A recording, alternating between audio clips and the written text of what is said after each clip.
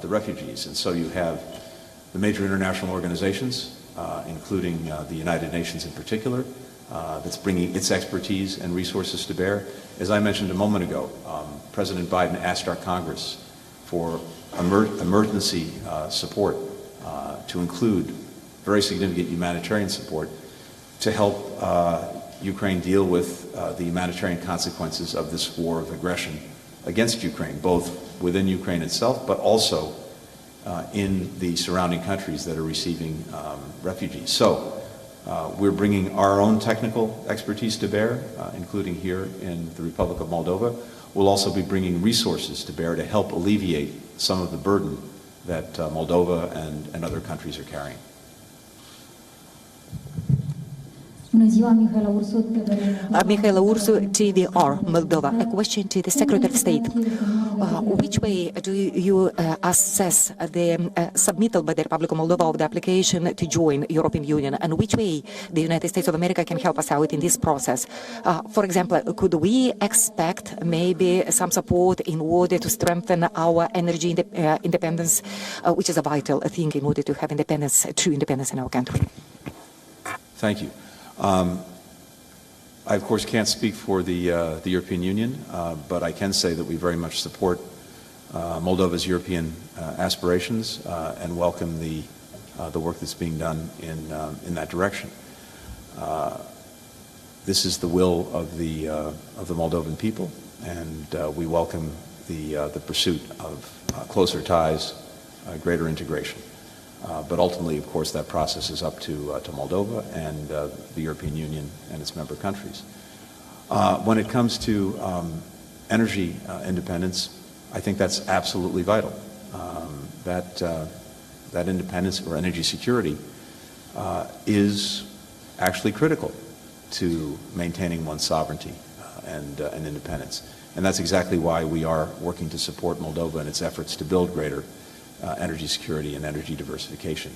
We're doing that with financial support to develop alternatives. We're doing it with expert support. As it happens, our new ambassador, Ambassador Logsdon, is an expert in these very issues.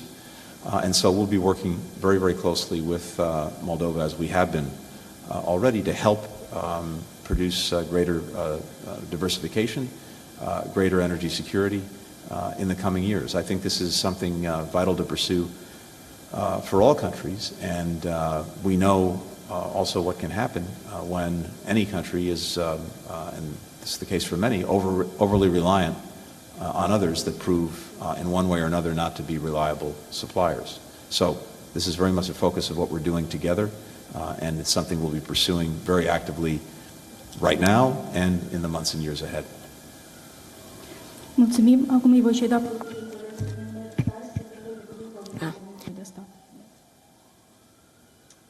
We'll call Laura Jakes, New York Times.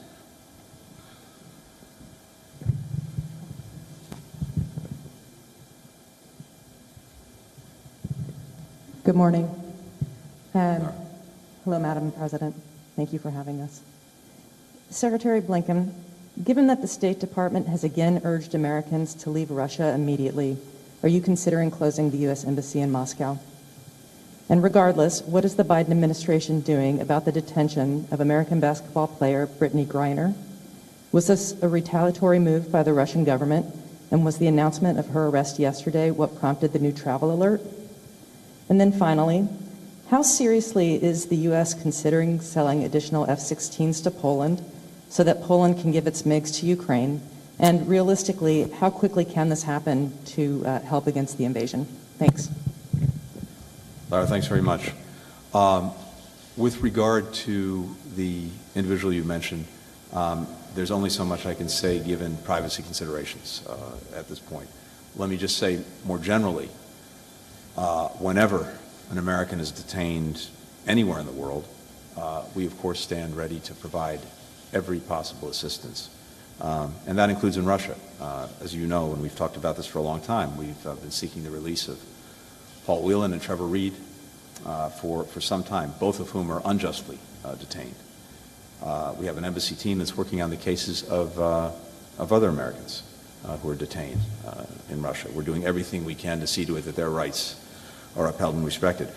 We've also advised Americans not to travel to Russia. Similarly, we're advising Americans in Russia to leave. But from my perspective, in times like these, it's important that we maintain our diplomatic contacts, that we maintain the diplomatic support, particularly support that we can provide to Americans who may need it, and so that's what I'm focused on doing. With regard to the planes, a couple of things. First, just as a general proposition, over the past year, we've provided now more than $1 billion in security assistance to Ukraine, more than in any single previous year. We're in very active conversation with Ukrainian officials, with the government, President Zelensky, Foreign Minister Kuleba, I saw yesterday, and others, to get an up-to-the-minute assessment of their needs. And as we get that assessment, we're working on seeing what we and allies and partners can deliver. We're looking actively now at the question of airplanes that Poland may provide to Ukraine, and looking at how we might be able to backfill should Poland decide to produce those, supply those planes. Can't speak to a timeline, but I can just tell you we're looking at it very, very actively. WION is now available in your country. Download the app now. Get all the news on the move.